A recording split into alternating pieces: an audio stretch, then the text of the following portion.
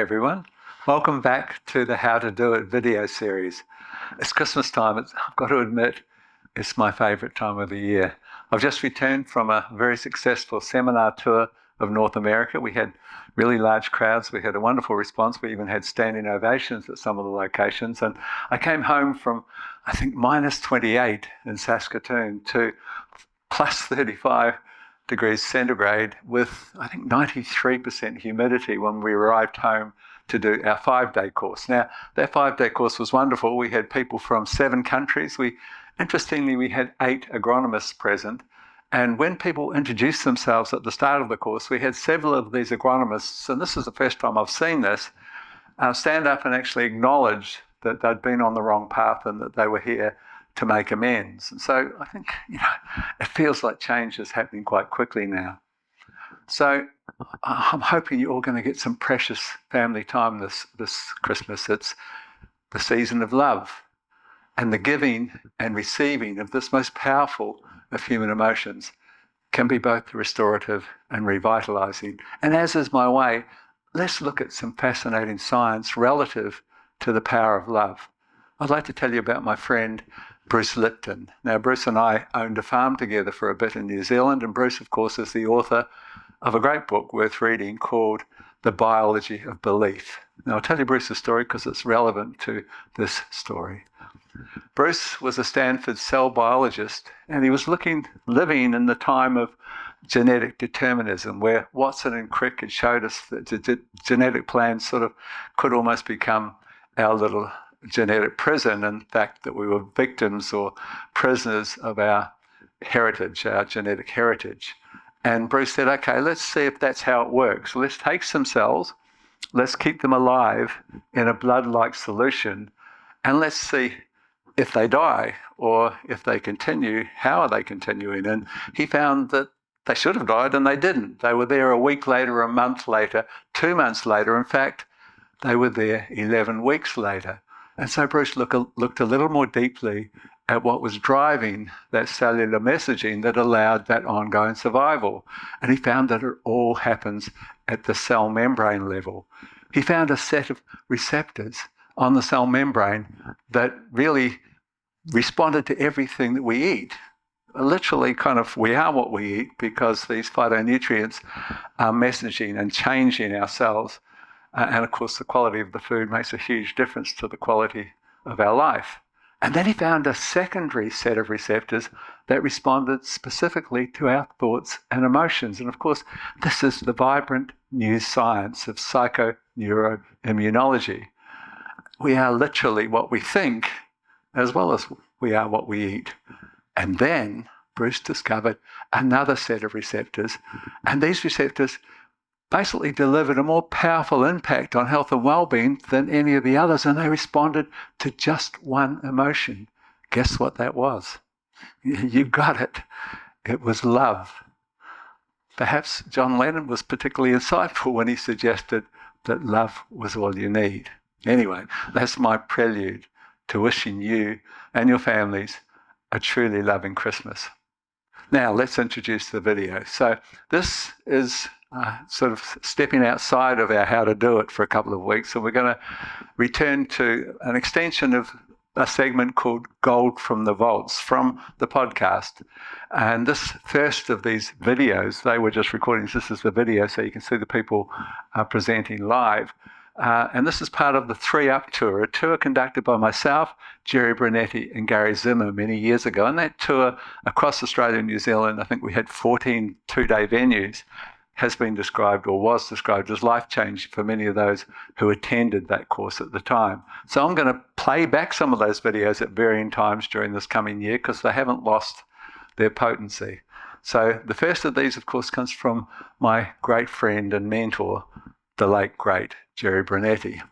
And we're going to talk, or he'll be talking, in full flight about the mechanics of trace mineral nutrition. And I'm hoping that you're going to have a better insight into just how important these spark plugs can be in your growing operation. These catalysts that drive thousands of processes, including plant protection and, of course, all-important photosynthesis. So I'm wishing you all a happy and successful nutrition farming journey in 2025.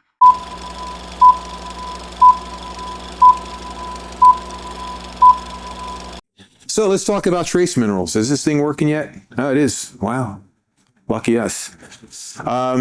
Trace minerals, the catalyst that they are, again, I mentioned this morning, they control these chemical processes, they speed up reactions, and they're energy efficient. One thing about a catalyst, that's these enzymes that we're talking about, they do a very interesting thing. They're able to burn fat and carbohydrates at room temperature in the presence of water. From an exothermic standpoint, that's a nigh impossibility, but that's what enzymes are able to do. They're able to do these things that, from a conventional mechanical physics perspective, would take tremendous amounts of energy to do.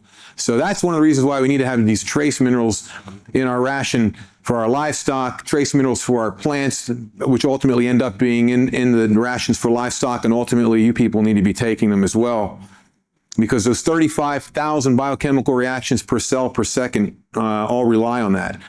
This happens to be just an illustration of just how little it takes. I mean, here you have 1 billion atoms of dry matter in a plant, and 1 atom is cobalt. So 1 part per billion. And cobalt's a pretty profound element, particularly in ruminants. As you know, you can't have a ruminant without cobalt because vitamin B12, cyanocobalamin, cannot be synthesized without B12 in the presence in the digestive system of a ruminant. So we can't do very well with cobalt by itself to synthesize B12, so we usually take foods rich in B12 that contain cobalt, and then cobalt has other processes that are concerned. But what really impresses me about this scale here is just the extremely minuscule amounts of these micronutrients. What that tells me is that if that little of a metal can have that much of an effect, it's a pretty powerful substance. And again, the power comes from the fact that they're able to be components in these enzymatic catalytic compounds, of which we're just beginning to understand. There's a great book out there called Enzyme Nutrition by Dr. Edward Howe. He was probably the pioneer of enzyme therapy. In fact, there's a company today that exists because of him called the National Enzyme Company in Forsyth, Missouri. And he did exhaustive amounts of work studying digestive enzymes as they relate to total enzyme reserves. And what he was talking about is that the body has this reservoir of metabolic enzymes that run everything from thinking to walking to your heartbeat to digestion to muscle contraction to the immune system. In other words, everything that a living person or a living animal or a living plant is the beneficiary of are all run by these enzymes.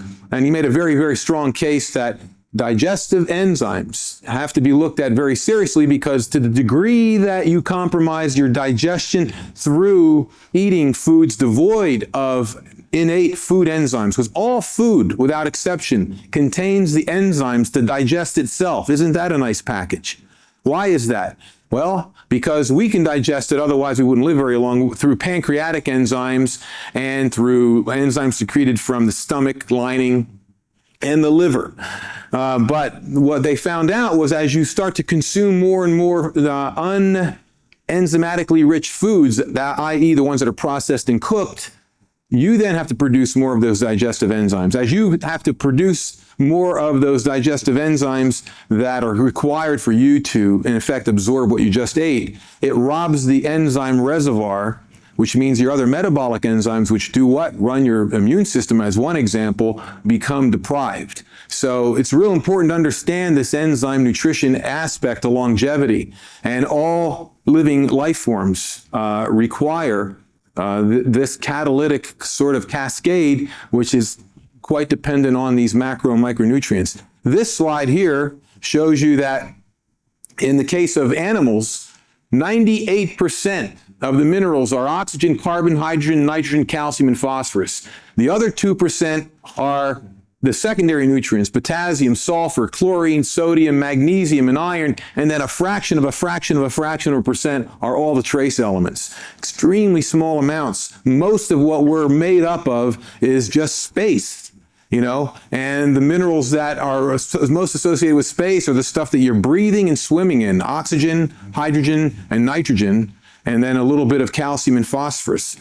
Pretty interesting to look at our makeup that way. This happens to be the evidence that certain elements on the substrate growing this particular fungus called Neurosporal crassa, what they wanted to illustrate here was that what happens when you remove just one of the elements one at a time, and you can see that the growth of the mycelium, when everything is there 100% is the benchmark, and you can see just by taking out one mineral, oftentimes in most of the cases you're reducing growth by 75%. Then it's like, okay, what's the real yield limiting factor of minerals with this specific plant?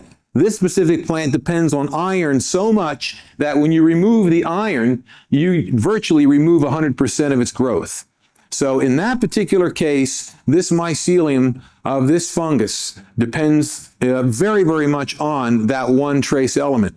But it depends on everything else to a great degree, because 70 to 80% of the growth is inhibited just by taking one element out of solution. Then you come over here to nitrate reductase activity, which is that, again, that enzyme that converts nitrate into true protein. And again, you can see just by removing one of these guys, it dramatically impacts it. But the real clincher here is down here with molybdenum. You see that, it virtually wipes out nitrate reductase enzymes. So this is how these things work in concert together and how they work individually together. This happens to be another important enzyme. This is called carbonic anhydrase enzyme. This is a zinc-based enzyme. Plants and animals use this the same way, except in reverse. Plants want carbon dioxide. They use CO2, obviously, as a raw material to build sugars. And animals want to get rid of CO2. Well, they use this entire process that you see up here the same way. And what happens is the atmosphere around a plant only contains about 0.03% carbon dioxide, very small amounts. Most of the atmosphere surrounding plants and us is nitrogen and secondarily oxygen. So there's not a lot of CO2 in the atmosphere. So that's why it's really good to have a lot of biological activity in the soil, because where's the CO2 coming from? Bugs are exhaling it just like you and I exhale CO2. As bugs and microbes exhale CO2, it's coming up, and the plants have stomata underneath that catch the CO2 gas. But it has to be pretty efficient since there's such small amounts. And the way they increase the efficiency of storing CO2 in a form that can be readily converted to sugars is through carbonic acid. And the way they convert CO2 to carbonic acid is with carbonic anhydrase enzyme, which is this zinc-based enzyme. Therefore, zinc deficiency, carbonic anhydrase enzyme deficiency, energy is compromised. So zinc is real important for getting rid of waste in animals and manufacturing energy in plants. So what you see here is basically zinc deficiencies show that number of days of sowing, the enzyme starts to drop compared to the controls. And this just goes to show you that the dry matter content is relevant, but up to about 21 days, you still have the same amount of zinc in here. That's all coming from the seed. So it's the older leaves in which the zinc deficiency is observed, not the younger leaves. Now, what's happening is that the carbonic anhydrase enzyme converts CO2 to carbonic acid, and then it's converted to sugar through photosynthesis. In animals, I'll show you this tomorrow in the biological train, just the opposite has happened, because most of the CO2 that you get rid of at the cellular level is not removed through the lungs. Most of it's removed through this particular metabolic pathway. Therefore, take your zinc if you want to get rid of CO2 or be full of gas, whatever, Mammals and man, what this illustrates is that, basically there's huge similarities between the requirements of minerals in very similar ratios between plants and animals. And now in this case, they should suggest that things like chromium and selenium and cobalt and what's the other one here? Iodine are animal needs, and they're not plant needs. But now we know that these trace minerals as well are quite conducive to plant growth. So everybody's caught up, and we're probably going to find out that just about every mineral we discover uses for in mammals are relevant to plants and vice versa as time goes on. So the trace mineral considerations, if you really want to get top efficiency out of applying trace mineral applications to crops and feeding them to animals, but especially to crops, you have to make sure the sufficiency levels of the major and secondary nutrients are taken into consideration. Proper pH ranges in the soils. The ideal pH ranges where the availability of these minerals is roughly in the mid-6s. When you get below that, most of the trace mineral availability goes up, but the macronutrient availability drops. When you get above 7, the availability of the trace mineral declines quite radically, except for moly, but the the macronutrients go up. So right in the 6-5 range is where you get the maximum efficiency for holding the uptake or increasing the uptake of these micronutrients and these macronutrients. You have to have necessary plant requirement levels. In other words, if you need X pounds of boron per acre, to really maximize the efficiency of it, and you can afford to put it on, because the efficiency goes up when you provide the sufficiency levels. And avoid excessive fertilizing. If you're going to spend the money to put on boron and some of these other trace elements, don't put on excessive nitrogen, because number one, you're spending money for nitrogen that you don't really get any value out of. And second of all, it leaches the dickens out of the trace elements. So excessive potassium and especially excessive nitrogen are really the biggest antagonists of losing the trace minerals you spent money to buy. This is an old slide. This goes back to the 40s, and yet even back then they knew there was direct, not indirect, correlations between these trace elements, these crops, and these diseases. You can see the rusts and the mildews are very directly tied to boron, copper, manganese, moly, and zinc. And this is a variety of crops. This is just a partial list. So we know as long back as the 40s and 50s that trace mineral deficiencies automatically lead you down the road to disease, and then ultimately you have to end up buying fungicides. Or, new hybrid plants, or now it's GMOs. Why don't we just get to the trace minerals and feed the world? Well, as a matter of fact, this goes to show you how, and then again, this is sort of an out-of-context test. This is tryptophan, an essential amino acid, methionine, an essential amino acid, and what you see here is a control with nothing, magnesium alone, trace elements alone, which there's 5 trace elements involved here, and then magnesium plus trace elements. Now, what's interesting about this is not a complete test. This is not a total fertility test where you're also including things like phosphorus and calcium and potassium, just magnesium and trace elements. And yet, you can see that the tryptophan levels go up as the totals are included. When you put the magnesium and the trace elements together, you get the highest levels of tryptophan, likewise the highest levels of methionine, and then they fed that particular lucerne grown this way to rabbits and found out that the weight gains were the highest where the amino acid levels were the highest, or the true protein levels were the highest. So there you are. And that's just a very impartial test illustrating a profound impact on soil fertility. Zinc is the energy micronutrient because it's essential for phosphorus uptake because you need ADP and ATP production. And it regulates plant sugar and transforms carbohydrates. It's a critical uptake of moisture. I would call it the drought trace mineral. If drought is a concern here, make sure your zinc levels are adequate. And it's critical for soil organisms.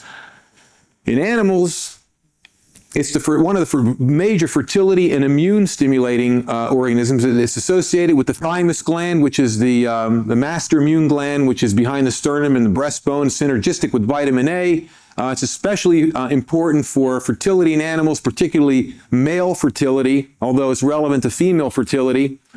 And the natural killer cells, which I'll talk about tonight, the first line of defense, are dependent upon zinc. Everybody in this room, I would wager, is deficient in zinc unless you're taking zinc supplementation. If you're taking zinc supplementation, depends on what kind you're taking, but I would wager that everybody in this room has a zinc deficiency unless you are specifically taking zinc. And it's responsible for at least 30 to 40 known enzyme activists or enzyme catalysts in the body. If zinc is the energy trace mineral, I would call copper the protein trace mineral. It increases the uptake of ammonium form of nitrogen, which is what you want to make your amine or your peptides out of, your true amino acid, true protein compounds out of. It's essential for chlorophyll production, and again, it's involved with sugar. So therefore, and also stalk strength and elasticity. And this is also relevant to animals, which you should see on the second slide here. It's a very important trace mineral for producing these antioxidants. And again, ascorbic acid and beta-carotene, vitamin C, and provitamin A. This happens to be on green barley. And again, you can see how the levels go up. And this is research back from the 50s. You can see how copper sulfate used on that ground raised the antioxidant levels of green barley. And again, the plant's doing this to protect itself from insect and disease. We happen to be the beneficiaries of this eating these foods.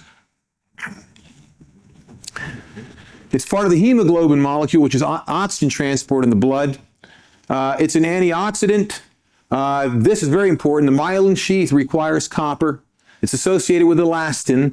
Elastic veins and arteries require copper. If you have brittle veins and arteries and blood vessels, capillaries, you bruise easily, good chance there's a copper issue there. And one of the reasons why is that it comprises catalase, which is a very important enzyme.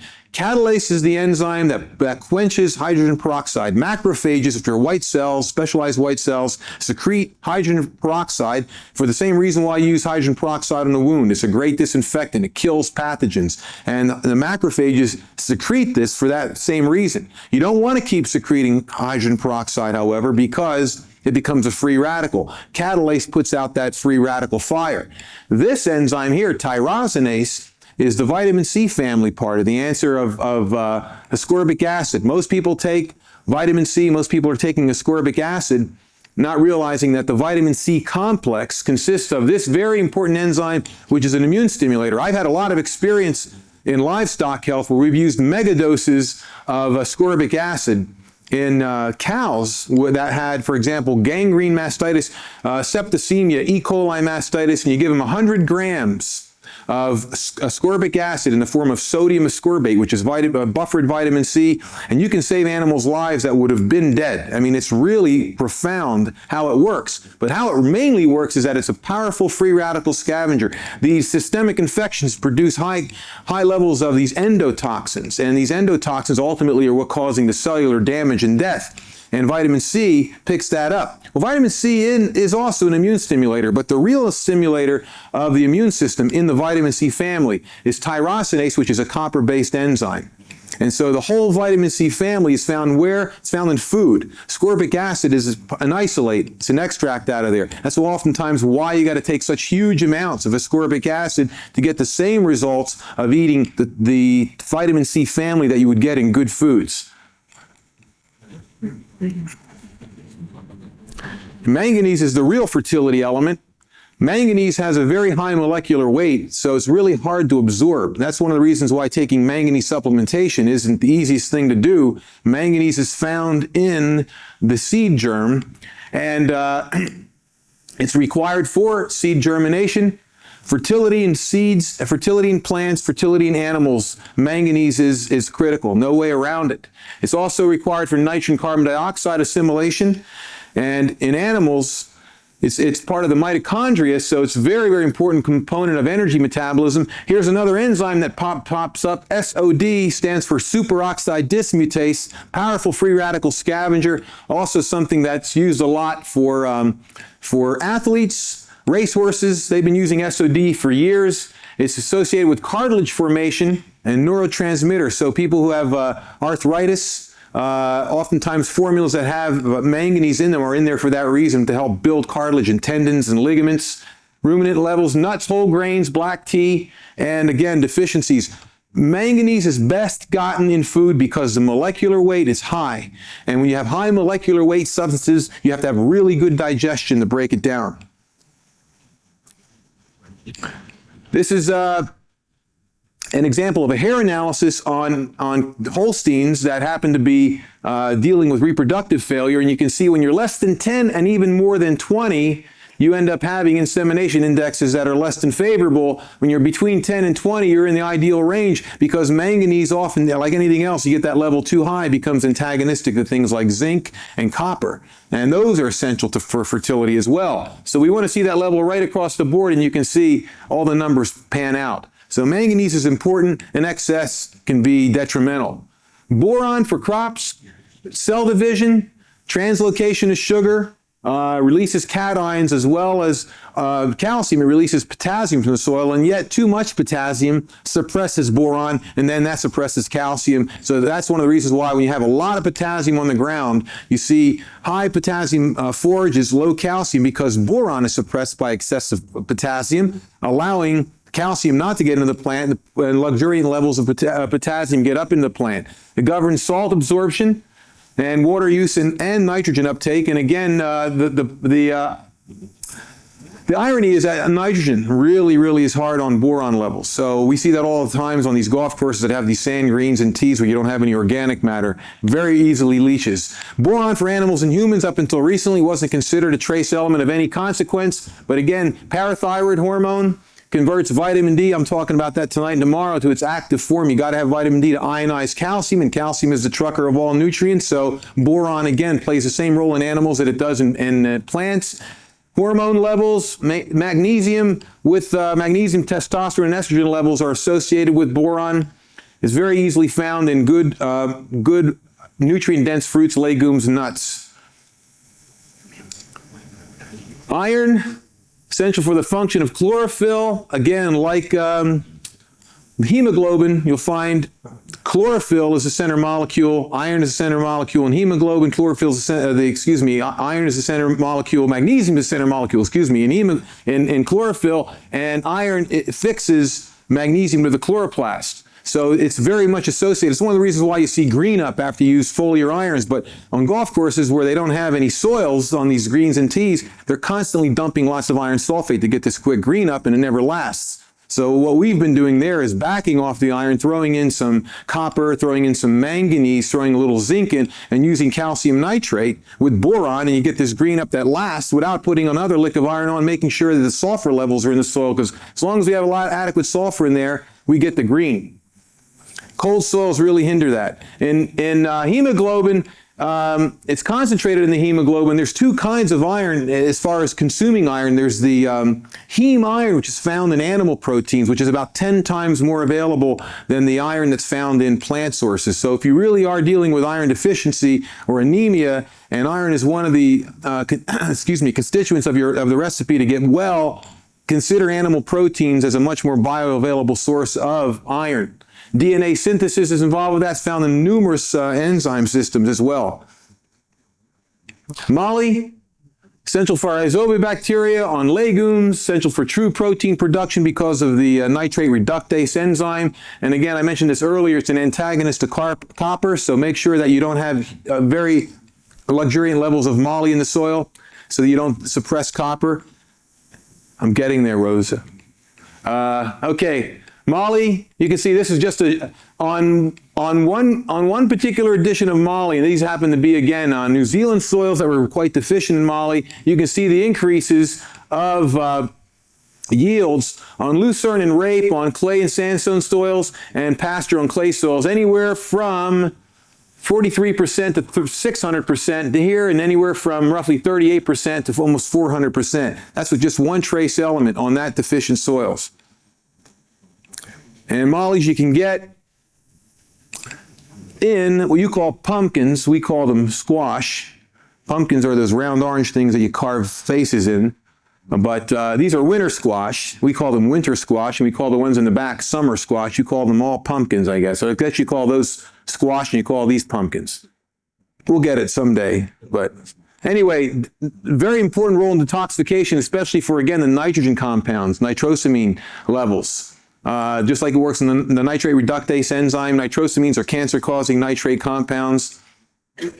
Iodine, one of my favorites, concentrated in the thyroid and the ovaries, involved in energy metabolism. It's very synergistic with vitamin A. We've had a lot of good, interesting playing around with iodine. Now, it's just talking about it in terms of animals, but we've used it for seed germination, fungal control as a foliage. Very, very hard mineral to ionize. So one of the best ways to know if you have an iodine deficiency is take some tincture of iodine and paint a 2-inch swab on your skin anywhere it's convenient for you and time it. It should last 24 hours. Probably won't. The question is whether it lasts 10 hours, 14 hours, or 1 hour. And then you'll know you're iodine deficient. Keep putting it on every day, and you'll find out that the longer you put it on, the longer the stain lasts, which means you're starting to absorb iodine through the skin.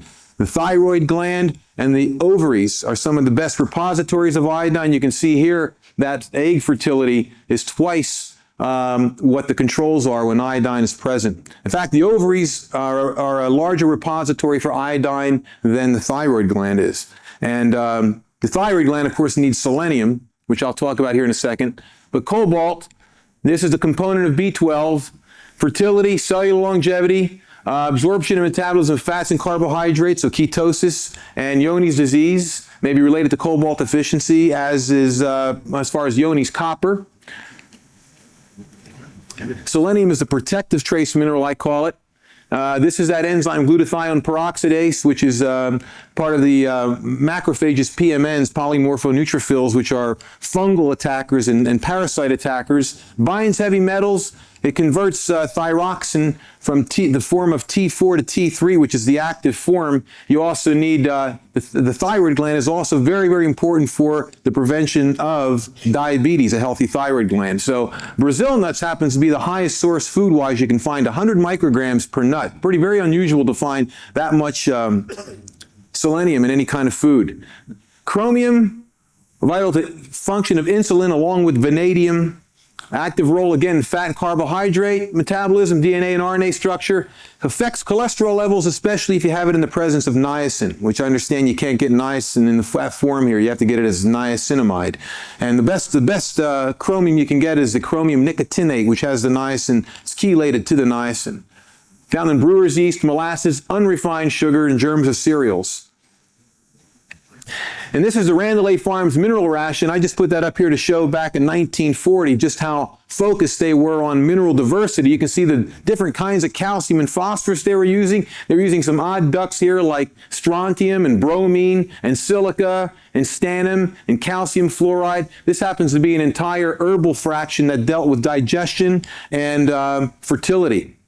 So this is 1940. That's how much they had a respect for minerals back then. This is just after a lot of them were being discovered. And that's about it. And I think I'm right on time. Might have time for a question or two, but I think I'm just about out of time. Yes? Jerry, I've had some people here some time ago say that you should never put copper on because it kills all the life in the soil. Well, yeah, he mentions copper sulfate.